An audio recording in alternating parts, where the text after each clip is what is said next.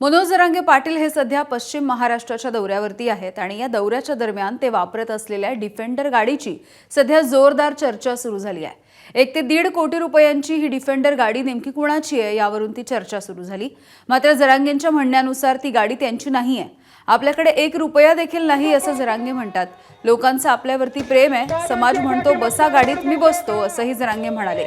एका कार्यकर्त्यानं आपल्याला या दौऱ्यासाठी ही गाडी दिली आहे, मी ती दौऱ्यावरती घेऊन आलो असंही जरांगेंनी म्हटलंय।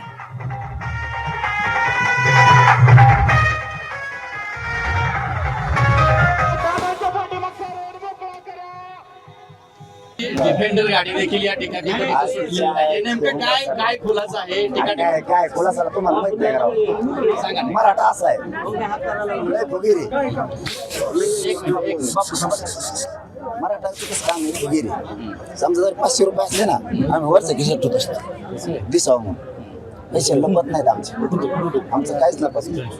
माझ्याजवळ 1 रुपया नाही, माझ्याजवळ गाडी नाही घोडी नाही। मराठ्यांना वाटतं गर्व वाटण असं जरांगे पाटील काम करतो आपल्या लेकरासाठी। आपल्याकडून जे होत नाही जे नोकरदार वर्गाकडून व्यावसायिक वर्गाकडून आमच्या राजकीय वर्गाकडून आमच्या ती बाजू जरांगे पाटील ओढतोय ना।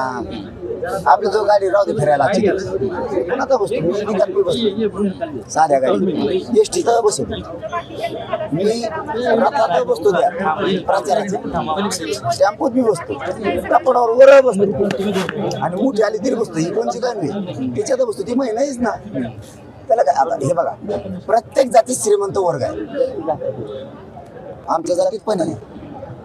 त्याला देत नाही गाड्या मी काय करू महासमाज मला देतो असा म्हणतो।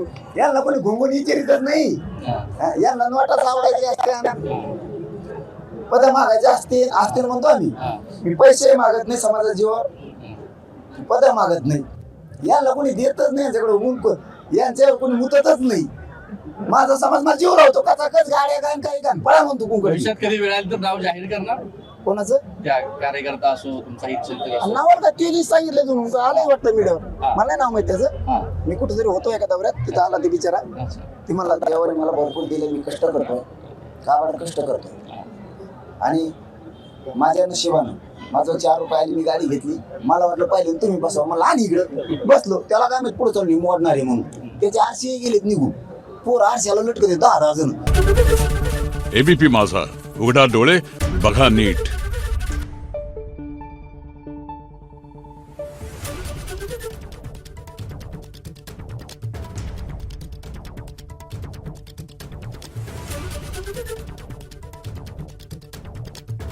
Thank you.